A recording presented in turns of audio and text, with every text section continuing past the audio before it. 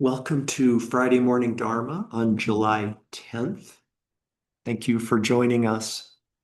I'm going to lead us through guided meditation this morning using the kind of a lot of the languages and prompts that I always use. And, you know, some of you have heard me do this so many times. You're like, okay, I know what comes next, and just sort of like, I would invite you to really sort of maybe treat this as though it's your first time doing the meditation, like beginner's mind, and just like really give yourself permission to enjoy this meditation and really settle into it and reap the fruits of it.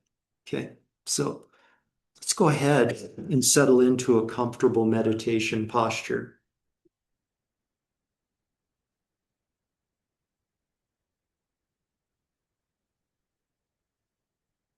You may find it beneficial to bring to mind the image of a mountain.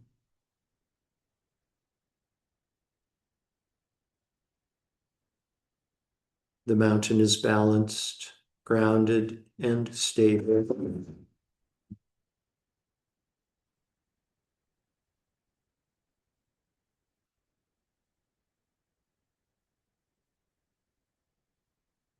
Silently observing in a state of being, not doing.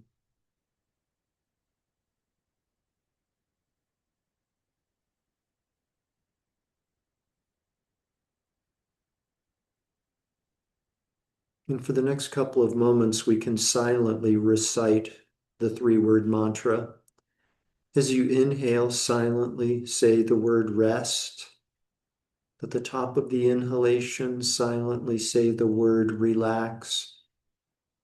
And as you exhale, silently recite the word allow, as in allow the world and everything in it and every one in it to be as it is.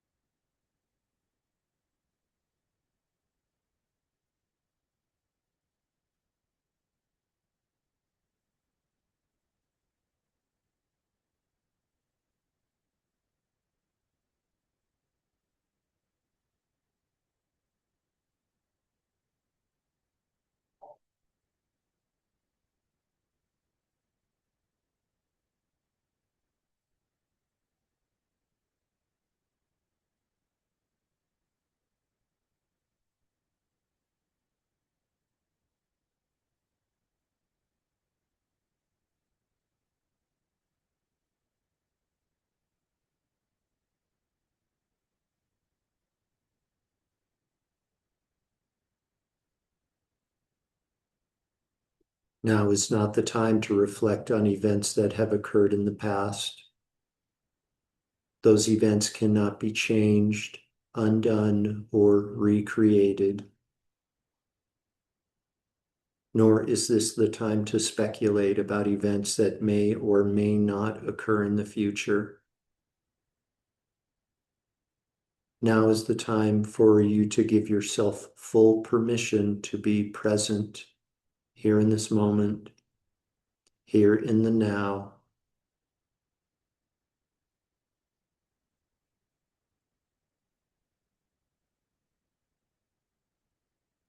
Please bring your awareness to the crown of your head, to your scalp in particular.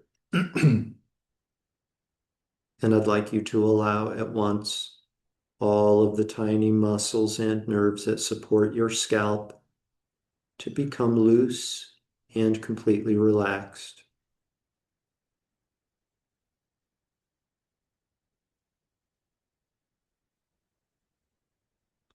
Please allow the tiny muscles and nerves across your forehead, the tiny muscles that support your eyebrows, and all of the muscles in your face to become soft and completely relaxed.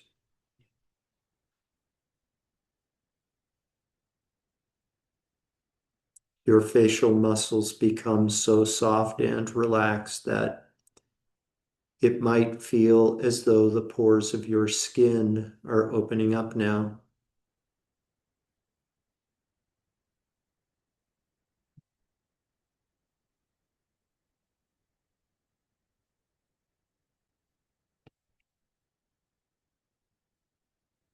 Your mind starts to relax as your body is starting to relax. And for the remainder of our meditation this morning, I would invite you to bring your awareness not only to the sound of the words that you hear, but also to the silent gaps in between the words and in between the sentences.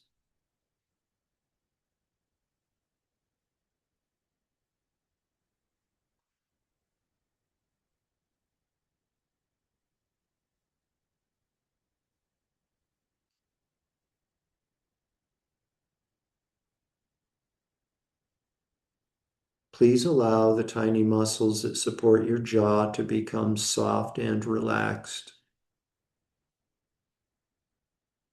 Please allow any tension that you might be carrying in your jaw to dissipate, to dissolve into empty space, to dissolve into space like emptiness.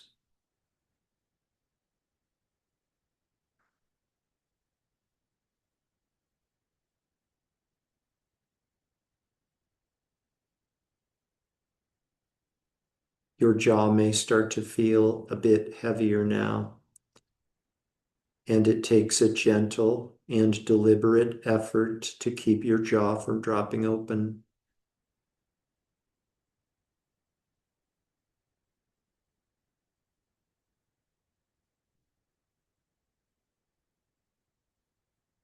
Please allow the muscles in your neck and your throat to become soft and relaxed, as well as the muscles in your shoulders, arms, elbows, forearms, wrists, hands, and fingers, all the way to your fingertips.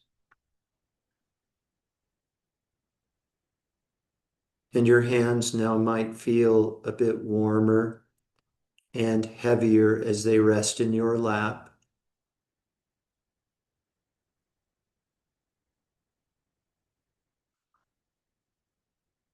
And your mind relaxes as your body relaxes. And continue to be aware of the silent gaps.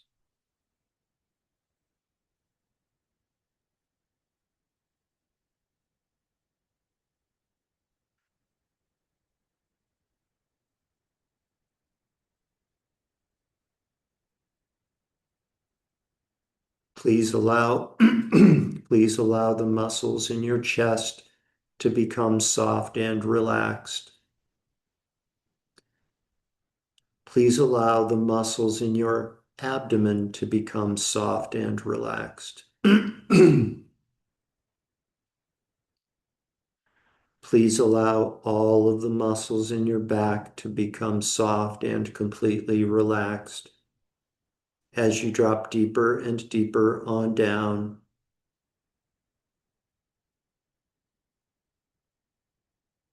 And let yourself go.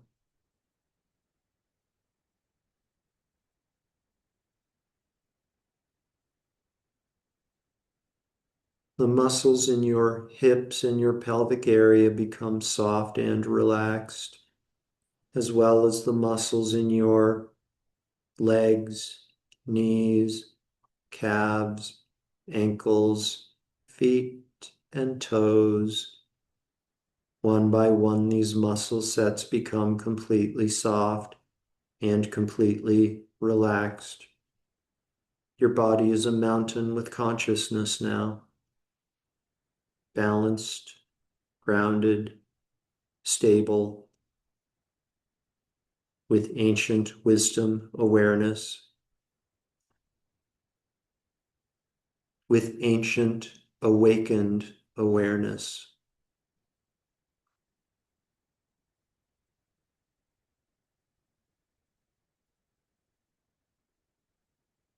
Your mind relaxes completely now as your body is completely relaxed. And let yourself go. And be aware of the silent gaps. Be one with the silent gaps.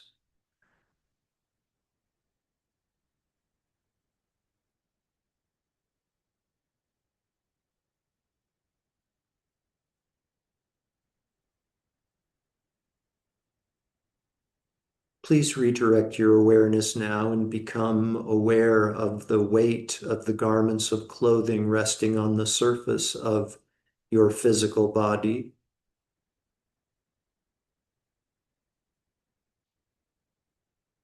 As you deepen your breath, become aware again of your surroundings inside the room that you are occupying. Deeper and deeper breaths, becoming aware again of the world that exists outside of the room that you are occupying.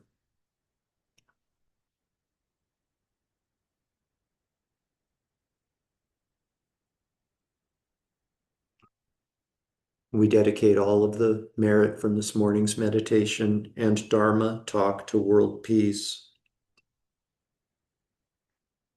May all beings, without exception, be completely free from all forms of emotional and physical suffering.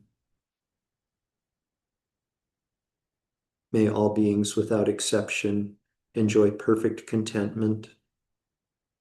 May we enjoy inner and outer freedom. May we enjoy inner and outer peace.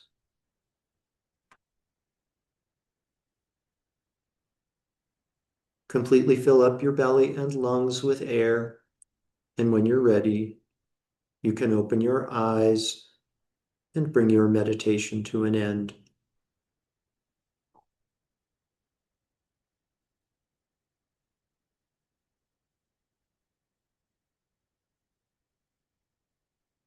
To you.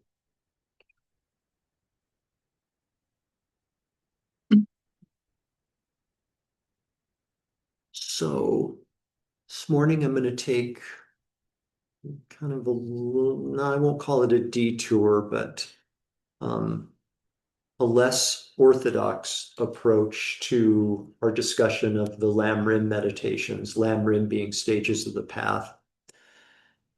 Um, our next Lam Rim, the 11th of the 21 Lam Rims, is called The Disadvantages of Self-Cherishing. And before we get to that, I kind of want to go back and talk about what we've already been through, especially within the last couple of Lam Rims. Um,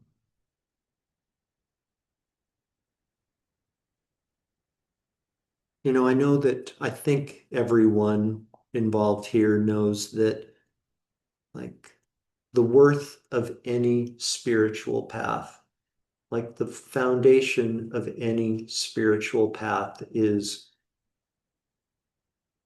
impressing upon us the importance of loving others.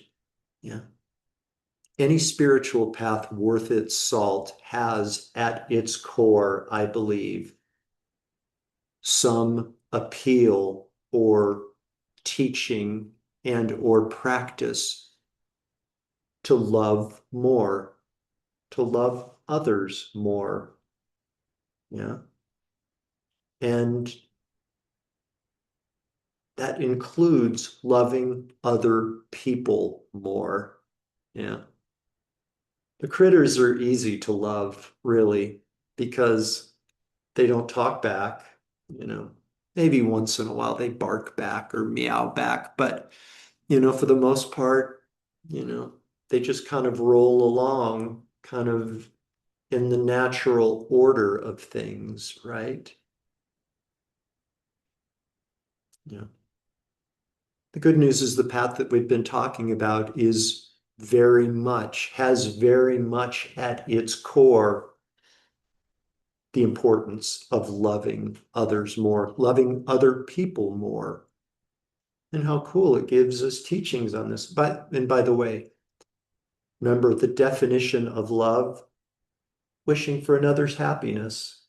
That's all it is, wishing for another's happiness. So kind of helps us link up the Lam Rim that we were on previously, the 10th Lam Rim meditation, equalizing self and others, like equalizing our own happiness with the happiness of others. That's like basically easier said, more straightforward, how to love others, yeah, by regarding them as equal to us. Years ago, back when I was just getting started teaching, air quotes around teaching meditation, a student came up to me and they said, this loving others, loving more people would be easy if people were just more lovable. You know? That would make the path a lot easier. Yep. And I want to talk about that a little bit this morning. I want to talk about that a little bit this morning because it's kind of an elephant in the room that we might not be acknowledging. Yeah, for some of us.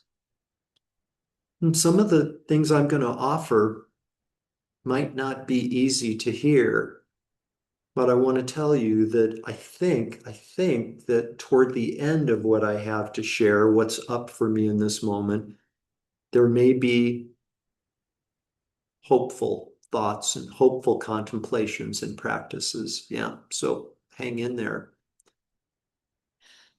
Yeah. Yeah. In these days, like there are some behaviors of our fellow humans that are, for me, decidedly difficult to love. If we take a really honest and fearless, it takes fearlessness to take an inventory. They're sort of like somewhat micro examples. The thing, do you know that people are chopping down the Amazon rainforest? You aware of this? I know you are. People are chopping down the Amazon rainforest in order to clear the land so that they can put cows on that cleared land to graze. These cows that will be taken to market and slaughtered, and then their meat sold for us humans to eat. It's insane. It's insane. Have you like there's a lot of talk about the climate crisis, the climate crisis. Like, have you ever been like walking out? It's like been hot lately. It's hot and getting hotter.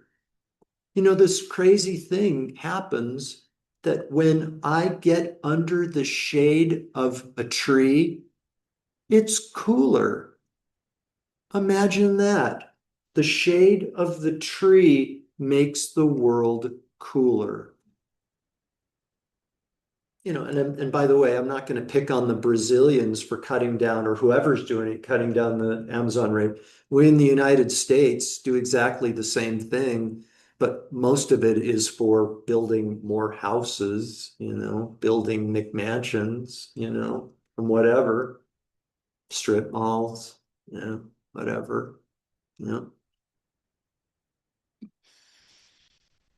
kind of going more macro, we've created this economic system. We've created this economic system whereby used to be millionaires, right?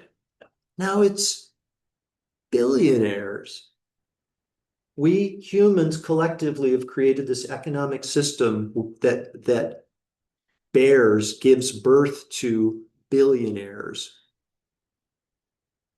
Meantime, there are people living in cardboard boxes in streets in our cities. It's crazy. It's crazy. How can this be?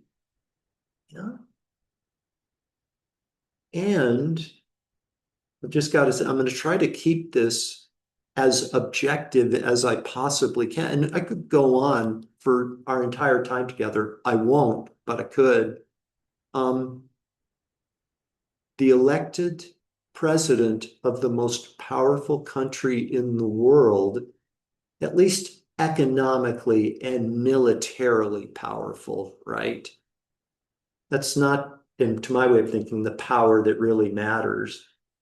But I think we can go to places like Bhutan and Tibet and find out what real power is. Yeah. The power that comes from training the mind. Yeah. But the elected leader of the most economically and militarily powerful country in the world has developed this practice whereby he refers to people who don't agree with his views as being communists. You know, this is like, you don't agree with my views, you're a communist. And just even saying that the word communist is like, that's the worst thing you can say about somebody is calling him a communist, you know? That's like the most heathenist communists. You know where the word communist comes from? Community. Communal. Communal. Yeah. Yeah. Anyways, I could digress talking about communal community, but I won't. I'm already torturing you guys enough as it is. Um, we could, yeah, just all sorts of examples that kind of like affirm what this student said to me years ago. It would be easier to love people more if they were more lovable, you know. And unfortunately, we've got teachings like remembering the kindness of others, you know, Lamrim that we just went through, remembering the kindness of others. We may be compelled by that.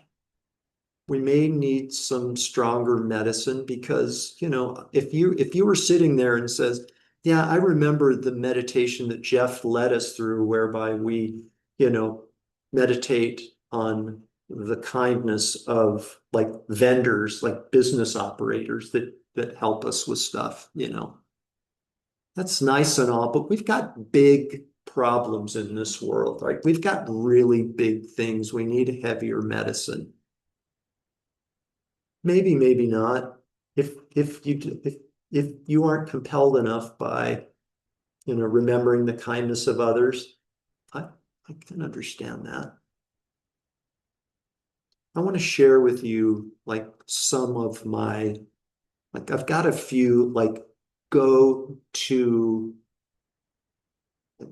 go to mantras basically that help me carry on when I get discouraged about the state of the world and you know the challenges that I have with following this spiritual path of loving more and resenting less. You know, one of those mantras my dad taught me: rejoice in your trials, rejoice in your trials. I've talked about this before, but and I could talk about it a lot. I don't have time, but it's just basically if you come to rejoice in your trials, they're no longer trials, right? They're something else. They become opportunities or whatever. But you like transform trials by rejoicing in your trials, and they're no longer trials. Amazing. totally amazing. Easy to say the words, sometimes harder to live it. Yeah. What's another one? I made a little list. Um, yeah, it's when we abandon hope for results that results come. Yeah. It's when we abandon hope for results that results come. Or maybe how about abandon expectation of results that results come? You can take your choice. They're similar but different. Especially in spiritual practice, especially in spiritual practice. And the one I want to share with you this morning that may be helpful medicine to help find people more lovable and therefore enabling us to love them more is a mantra that my friend George Farmer told me. And that is, behind every person you meet, there's an untold story. Behind every person you meet, there's an untold story. You know? And that untold story almost always took place when we were children, when they were children, when we were children, back when we were basically blank canvases and we were being trained for life, for our upcoming life by people who maybe weren't qualified to teach us about life and how to live life. You know, and it's not a condemnation of our teachers, our parents, our babysitters, whoever it might have been. Behind every person you meet, there's an untold story that we don't know about. So I think that's a basis for us to give people benefit of the doubt. Yeah. And that for me, that creates space in my mind. That creates space. Really, you guys, stay with me on this. Behind every person you meet, there's an untold story. That can create space in our mind. And with that space, we have the wherewithal to practice more traditional, tried and true teachings like remembering the kindness of others, like equalizing self and others, like compassion, which we're going to get to later in the Lamb Rims. Compassion, wishing for another to be free from suffering. Love, wishing for another to be happy. Compassion, wishing for another to be free of suffering. Two things. I've got like 60 seconds here. Two things. Behind every person, there's an untold story. Guess what? That applies to us too. There are untold stories about us that we're not even aware of. You know this, don't you? When you just have like these epiphanies, oh, I completely forgot about this thing that happened to me when I was in middle school or when I was a child, right? Completely forgot about it. Or maybe it's our conscious mind or subconscious mind protecting us, like helping us forget. And then we somehow something happens and we remember, oh yeah, there's an untold story about me that can help explain some of the limitations that I have. Like maybe my limitation of being able to see the good in others, and whatever it might be. Huge, huge stuff. The last thing, the last thing is it's not enough just to have an intellectual understanding of this. We've got to become it. We have to become one with these insights. Yeah. And that happens through meditation. Do you know we had 9 people, 10 including me, at meditation yesterday? 9 people. It's so amazing. Yeah. With all due respect to everybody who was not at meditation yesterday and doesn't come to our Tuesday and Thursday meditation, with all love and respect, it's easy to go to the Dharma talks. Yeah, and here's Jeff saying things that sometimes are interesting and sometimes are entertaining. Yeah. It's next level to go to meditation and do what needs to be done to actualize these teachings. Understanding them isn't enough. It's actualizing, becoming them that will really bring about existential change. So I love you guys very much, very, very much. Have a wonderful day. Thank you for indulging me this morning. Thank you, Jeff. Thank you, Jeff. You're most welcome, you guys. Bye bye. Bye. Thank you. Bye.